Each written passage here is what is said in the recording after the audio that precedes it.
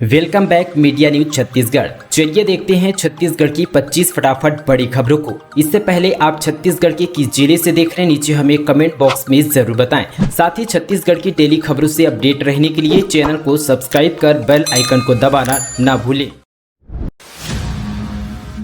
गोबर खरीदी के लिए एमओयू। ग्रीन एनर्जी को बढ़ावा देने श्री सीमेंट रोजाना खरीदेगा 10 मीट्रिक टन गोबर। एडिशनल फील्ड रिसोर्सेज के रूप में होगा उपयोग। बलौदाबाजार भाटापारा जिले के सिमगा विकास खंड में स्थापित श्री सीमेंट उद्योग ने गोबर खरीदी के लिए सहमति दी है। मुख्यमंत्री भूपेश बघेल की उपस्थिति में गोबर खरीदी के लिए श्री सीमेंट जिला प्रशासन बलौदाबाजार भाटापारा के बीच एमओयू हुआ है। कोयले की जगह ग्रीन एनर्जी को बढ़ावा देने के लिए श्री सीमेंट प्रतिदिन 10 मीट्रिक टन गोबर खरीदेगा। एडिशनल फील्ड रिसोर्सेज के रूप में गोबर का उपयोग भट्टी को गर्म करने में कोयले के साथ किया जाएगा। इस अवसर पर मुख्यमंत्री के सलाहकार प्रदीप शर्मा, कलेक्टर बलौदाबाजार भाटापारा रजत बंसल और श्री सीमेंट के रवि तिवारी भी उपस्थित थे। अधिकारियों ने बताया कि श्री सीमेंट के सबसे समीप के गांव चंडी में गोबर अन्य स्थानों से एकत्र कर कंपनियों को दिया जाएगा। गोबर की पूर्ति सीमेंट उद्योग के 15 किलोमीटर की परिधि वाले यहाँ पर 16 गाँव से रोजाना 10 मीट्रिक टन यहाँ पर गोबर प्रदाय किया जाएगा। कंपनी को अब तक 38.8 मीट्रिक टन गोबर प्रदाय किया जा चुका है। राशन कार्ड धारक सावधान, दुकानों पर मिल रहे हैं ऐसे चावल, जानलेवा वरना मुसीबत में पड़ सकती है जिंदगी। गौरेला पेंडा मरवाही जिले के ग्रामीण क्षेत्र में कुछ दिनों से राशन दुकान में मिलने वाले चावल को लेकर लगातार शिकायतें आ रही है। ग्रामीणों का कहना है कि चावल को जैसे ही पानी में डाला जाता है तो पानी के ऊपर तैरने लगते हैं, जबकि चावल को पानी के अंदर रहना चाहिए। दरअसल यहाँ पर मरवाही के बंसीताल गाँव के मोहलाप गंधर्व बताते हैं को उन्हें यहाँ पर गुल्ली डांड राशन दुकान से चावल लाया था। उनकी शिकायत है कि राशन दुकान से मिला चावल प्लास्टिक है। चावल को पानी में भिगोने के साथ ही वो फूलकर यहाँ पर बड़ी होती जा रही है और कुछ समय बाद बिना पकाए ही पके चावल जैसा गल जा रहा है। इस बात को लेकर लोगों के मन में डर का माहौल बना हुआ है कि इस चावल को खाने के बाद तबीयत पर इसका बुरा असर न पड़े। ग्रामीणों ने इसे यहाँ पर मिलरों का दोष यहाँ पर बताया गया। ग्रामीणों का कहना है कि हम सरकार को अच्छे क्वालिटी का यहाँ पर धान बेचते हैं, बदले में मिलर उन धानों को मिल ले जाकर राशन दुकानों में मिलावटी चावल भेज रहे हैं। इस दफे यहाँ पर राशन दुकानों से मिलने वाले चावल में प्लास्टिक जैसे चावल दिया जा रहा है। खाद्य विभाग को सैंपल ले जाकर इसकी जांच करनी चाहिए। बुलेट से 1800 किलोमीटर की यात्रा कर रायपुर पहुंची महिला बटालियन। कैंप में वह भव्य स्वागत। बस्तर में सीआरपीएफ की स्थापना दिवस कार्यक्रम में दिखाएगी करतब। दरअसल यहां पर सीआरपीएफ की महिला बटालियन यहां पर डेडिकेटेड बुलेटेड गाड़ी से यहां पर 1800 किलोमीटर की यात्रा कर रायपुर पहुंच चुकी है। रायपुर की सीआरपीएफ की यहां पर 35वीं बटालियन कैंप में महिला बटालियन का भव्य स्वागत किया गया। ये बटालियन यहां पर 25 मार्च को बस्तर में आयोजित सीआरपीएफ की स्थापना दिवस कार्यक्रम में सम्मिलित होगी। 31 मार्च तक खुले रहेंगे सभी बैंक। एनुअल क्लोजिंग के चलते अब रविवार को भी होगा काम। आरबीआई ने दिए निर्देश। बैंकों की सभी शाखाएं 31 मार्च तक खुली रहेगी। रिजर्व के बैंक ऑफ इंडिया आरबीआई ने बैंकों को ब्रांच खोले रखने का निर्देश जारी कर दिया है। आरबीआई के निर्देश के बाद अब रविवार को भी आप बैंक से जुड़े काम को निपटा सकेंगे। हालांकि 31 मार्च के बाद लगातार 2 दिन यानी कि 1 और साथ ही 2 अप्रैल को बैंकों में कामकाज नहीं होगा। आरबीआई ने 21 मार्च को जारी अपने निर्देश में कहा कि 31 मार्च को चालू वित्तीय वर्ष 2022-23 खत्म हो जाएगा। ऐसे में सरकार से जुड़े सभी लेन देन इस तारीख तक पूरे हो जाने चाहिए। वित्तीय वर्ष 2022-23 को लेकर 31 मार्च के लिए निर्धारित खातों के यहाँ पर वार्षिक समाप्ति के साथ वे अपनी शाखाओं को उपयुक्त तिथि तक काम को घंटों तक खुला रखेंगे। उल्लेखनीय कि 31 मार्च को बैंक में सालाना क्लोजिंग का काम होता है। यही वजह कि आरबीआई ने सभी बैंकों को सरकारी लेन देन के लिए शाखाएं खोलने के आदेश जारी किए हैं। हालांकि ग्राहकों के लिए इस दिन बैंकों में कामकाज नहीं होगा, लेकिन बैंकों की शाखाओं में चेक जमा हो सकेंगे। इसके साथ ही इस दिन यहां पर ऑनलाइन बैंकिंग भी खुला रहेगा। केंद्रीय विद्यालयों में प्रवेश के लिए आवेदन 27 मार्च से होंगे शुरू। वेबसाइट से ले सारी जानकारी। दरअसल केंद्रीय विद्यालय में शिक्षा सत्र 2023-24 के लिए प्रवेश के लिए 27 मार्च से आवेदन शुरू होंगे। इसके लिए केंद्रीय विद्यालय संगठन केवीएस ने नोटिफिकेशन जारी कर दिया है। जारी नोटिफिकेशन के मुताबिक पहली बार कक्षा में प्रवेश के लिए आवेदन 27 मार्च से लेकर 17 अप्रैल तक कर सकते हैं। वहीं दूसरी और 10वीं कक्षा तक के लिए खाली सीटों पर प्रवेश के लिए 3 अप्रैल से लेकर 12 अप्रैल तक ऑनलाइन आवेदन किया जा सकता है। खालिस्तानी समर्थक अमृतपाल के समर्थन में रायपुर में रैली, आप कार्यालय के सामने पंजाब सरकार का फूका पुतला। दरअसल वारिस पंजाब देश संगठन का प्रमुख व खालिस्तानी समर्थक अमृतपाल सिंह के समर्थन में रायपुर में रैली निकाली गई। रैली में शामिल लोगों का पंजाब सरकार के खिलाफ गुस्सा फूटा। प्रदर्शन कर रहे लोगों ने आप कार्यालय के सामने पंजाब सरकार का पुतला फूका और नारेबाजी की। अमृतपाल सिंह के समर्थन में उतरे लोगों ने आरोप लगाते हुए कहा, अमृतपाल पंजाब में यहाँ पर नशे के खिलाफ काम कर रहा था, लेकिन ड्रग्स माफिया को संरक्षण देने के लिए उसे फंसाया जा रहा है। इतना ही नहीं, उन्होंने अमृतपाल को आतंकी घोषित करने का भी दावा किया। पंजाब के मौजूदा हालत पर मुख्यमंत्री भूपेश बघेल ने बयान दिया। उन्होंने कहा कि नई सरकार के बनने के बाद पंजाब की स्थिति बिगड़ गई है। बहुत परेशानी झेलकर लोगों ने अपनी जान गंवाई है। कुर्बानी के बाद पंजाब शांत था। इस तरह की घटना को नजरअंदाज नहीं किया जा सकता।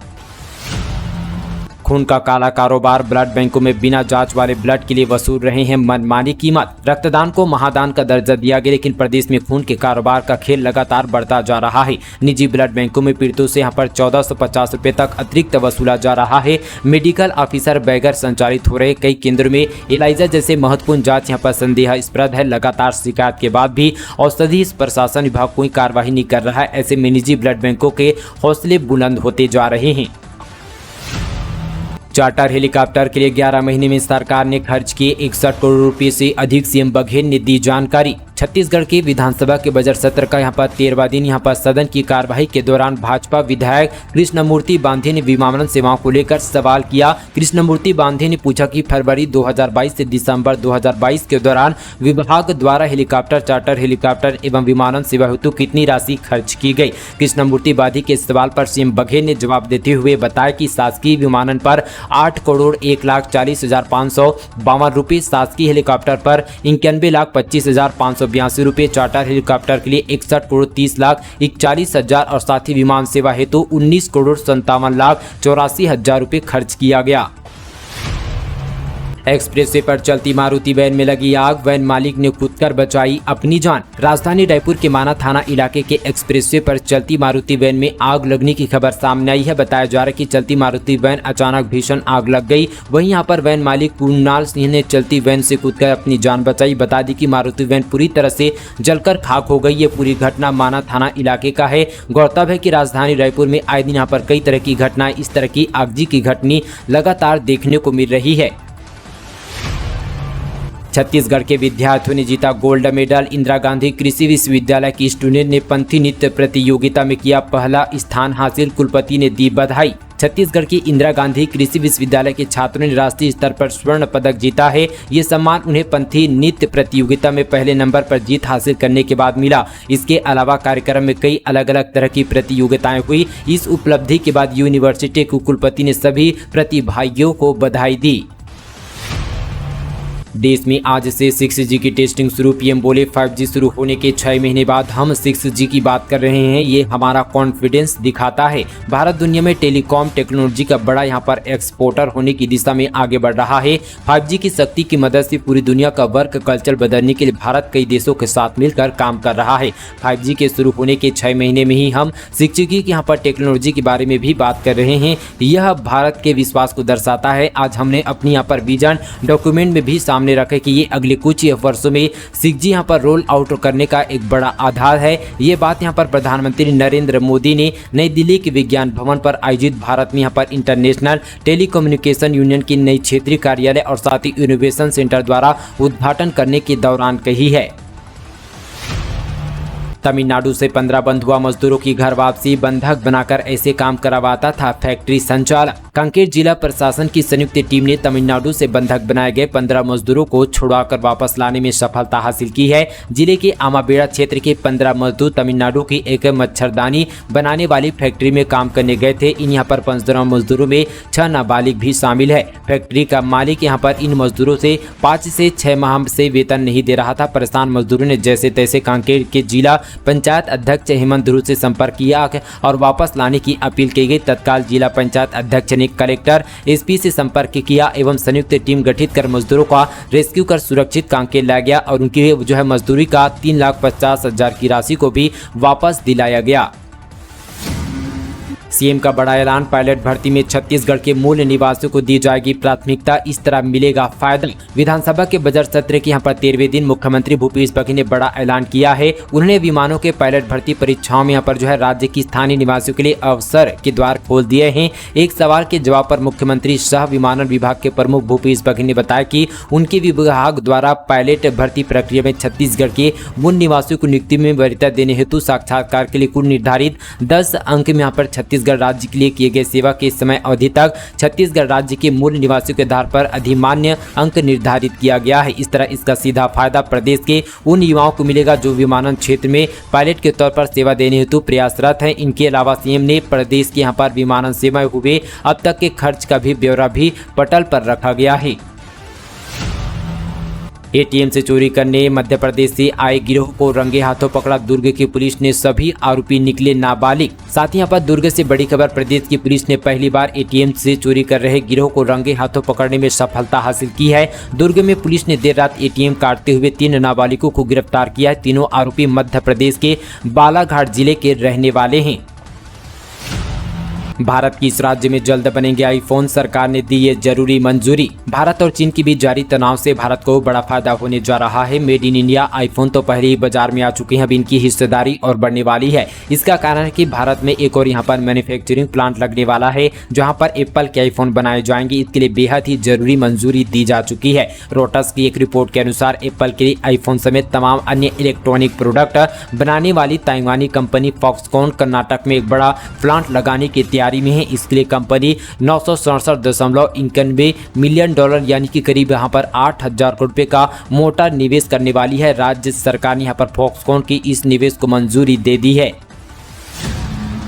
सड़क हादसे में 20 से ज्यादा यात्री घायल, 5 गंभीर, ट्रक ने रोंग साइड से आकर बस से मारी टक्कर, आरोपी ड्राइवर फरार। कवर्धा जिले से बड़ी खबर, तेज रफ्तार यहाँ पर ट्रक और यात्री बस के बीच आमने सामने जबरदस्त यहाँ पर टक्कर हो गई। हादसे में 20 से ज्यादा लोग घायल हो चुके हैं, जिनमें से बच्चे भी शामिल है। 5 लोगों की हालत गंभीर है। वहाँ रैगुरु ने तुरंत पुलिस को सूचना की गई। दुर्घटना रायपुर जगबलपुर नेशनल हाईवे 30 पर यहाँ पर सक्कर खानकाने पार्क हरिरान छपरा गाँव पर हुई है। मामला कवर्धा सिटी कोतवाली थाने क्षेत्र का है। फिर लौट रहा है काल, हो जाएं सावधान, छत्तीसगढ़ में डरा रहा है कोरोना। इतने संक्रमित मिलने से मचा हड़कंप, हाई अलर्ट जारी। दरअसल यहाँ पर बिलासपुर जिले में कोरोना से 42 वर्षीय महिला की मौत के बाद टेस्टिंग कर रही स्वास्थ्य विभाग की टीम को यहाँ पर एक के बाद एक यहाँ पर 5 कोरोना पॉजिटिव मरीज मिलने से विभागों में यहाँ पर हड़कंप मच गया है। मरीजों की बढ़ती संख्या को देखते हुए जिला स्वास्थ्य विभाग ने हाई अलर्ट जारी कर दिया है। इसके साथ यहाँ पर टेस्टिंग और साथ ही ट्रीटमेंट के लिए टीम गठित कर जाँच करने के निर्देश सभी यहाँ पर BMO को दिया गया है। वहीं यहाँ पर मरीजों के इलाज के लिए सभी शासकीय और निजी अस्पतालों को तत्काल आइसोलेट वार्ड बनाने के निर्देश दिए ताकि गंभीर मरीजों का उपचार किया जा सके। मेडिकल कॉलेजों में बढ़ेगी 300 सीटें, चिकित्सा शिक्षक और नर्सिंग कर्मियों के पद भी हैं खाली। छत्तीसगढ़ के मेडिकल कॉलेज में इस वर्ष 300 सीटें बढ़ जाएगी। पिछले दिनों पंडित जवाहरलाल नेहरू मेडिकल कॉलेज रायपुर को नेशनल मेडिकल कमीशन ने 50 सीटों की मान्यता दी। वहीं बिलासपुर, अंबिकापुर, जगदलपुर, राजनांदगांव और रायगढ़ में भी यहां पर 250 सीटों की अनुमति जल्द मिल सकती है। छत्तीसगढ़ की वेधशाला में नहीं है एक्सपर्ट, 2008 से स्थापित है सेंटर। 2012 में हुआ अपडेट, सिस्मोमीटर रिएक्टर पैमाना दर्ज कर दिल्ली भेजा जाता है रिकॉर्ड। छत्तीसगढ़ में भूकंप की जानकारी उपलब्ध कराने के लिए बिलासपुर के बहरतराई स्थित मौसम विज्ञान केंद्र में भूकंप वेधशाला स्थापित की गई है, लेकिन यहाँ भूकंप की जानकारी देने के लिए कोई एक्सपर्ट नहीं है, जिससे यह पता चल सके कि भूकंप की तीव्रता क्या है। यहाँ लगे यहाँ पर सिस्मोमीटर में ही भूकंप की स्थिति दर्ज होती है, जिसे यहाँ पर सीधे दिल्ली भेजा जाता है। प्रदेश के इकलौते वेधशाला की बात इसलिए कर रहे हैं क्योंकि यहाँ पर मंगलवार की रात देश की राजधानी दिल्ली के साथ ही प्रदेश के कुछ हिस्सों में ही यहाँ पर भूकंप के झटके महसूस करने की बात सामने आई है। हालांकि मौसम वैज्ञानिकों ने यह भी बताया कि छत्तीसगढ़ जोन 2 में आता है, जिसके चलते यहाँ भूकंप के झटके आने की संभावना बहुत कम रहती है।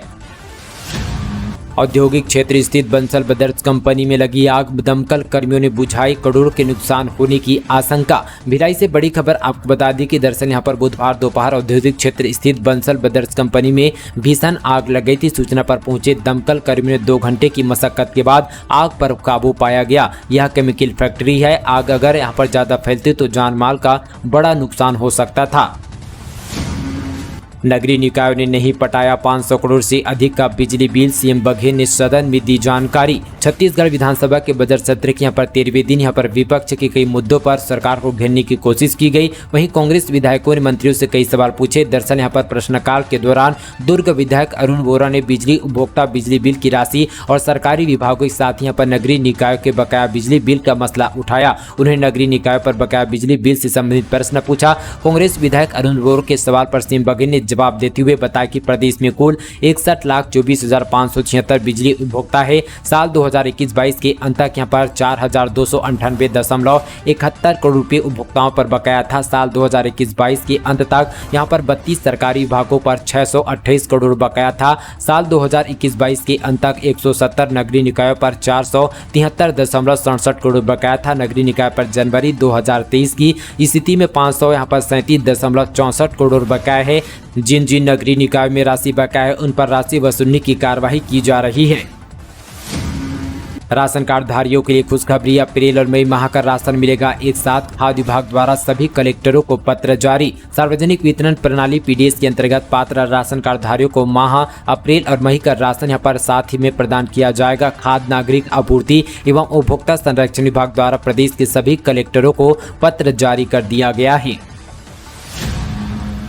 छत्तीसगढ़ के निजी विश्वविद्यालय को करारा झटका, नहीं मिलेगी मेडिकल कोर्सेज चलाने की अनुमति। छत्तीसगढ़ के निजी विश्वविद्यालय को करारा झटका देते हुए राज्य के मेडिकल यूनिवर्सिटी ने उन्हें मेडिकल कोर्सेज चलाने की अनुमति देने से साफ इनकार कर दिया है। छत्तीसगढ़ यहां पर स्वास्थ्य विज्ञान एवं आयुष विश्वविद्यालय के मैनेजमेंट बोर्ड की आपात बैठक बुलाकर इस प्रस्ताव को रद्द कर दिया है। इसके साथ ही यहाँ पर मध्य प्रदेश की तर्ज पर यहाँ भी मेडिकल कोर्स चलाने के निजी विश्वविद्यालय के मंसूबों पर फुल स्टॉप लगा दिया है। वन विभाग को मिला 800 करोड़ का राजस्व। राज्य गठन के बाद से विभाग को सर्वाधिक राजस्व की प्राप्ति। वन विभाग द्वारा वित्तीय वर्ष 2022-23 में शासन द्वारा निर्धारित राजस्व लक्ष्य 500 करोड़ रुपए के विरुद्ध लगभग यहां पर 800 करोड़ रुपए के राजस्व प्राप्ति हुई है, जो कि लक्ष्य से 160% अधिक है। विभाग कार्य कुशलता से यह महत्वपूर्ण उपलब्धि हासिल हुई है। जीवित को मृत किया घोषित, 4 साल से पेंशन बंद, खुद को जिंदा होने का सबूत लेकर सरकारी कार्यालयों का चक्कर लगा रहे हैं वृद्ध। छत्तीसगढ़ के यहां पर सरगुजा जिले में सिस्टम की लापरवाही ने जीवित व्यक्ति को मृत घोषित कर दिया है। आलम यह कि एक वृद्ध व्यक्ति अपने जीवित होने का सबूत लेकर 4 साल से सरकारी दफ्तरों के चक्कर काट रहा है। इसके बावजूद आज तक जीवित होने का सबूत नहीं मिल सका। वहीं यहाँ पर जिसकी वजह से वृद्ध को पिछले 4 सालों से पेंशन नहीं मिल रहा है, वह आर्थिक स्थिति से जूझने को मजबूर है। अब यहाँ पर वृद्ध ने कलेक्टर जन दर्शन में न्याय की गुहार लगाई है। दोस्तों, ये थी आज की तमाम छत्तीसगढ़ की बड़ी खबरें। इसी तरह की और खबरों को जानने के लिए हमारे मीडिया छत्तीसगढ़ जुड़े रहने के लिए चैनल को अभी सब्सक्राइब कीजिएगा।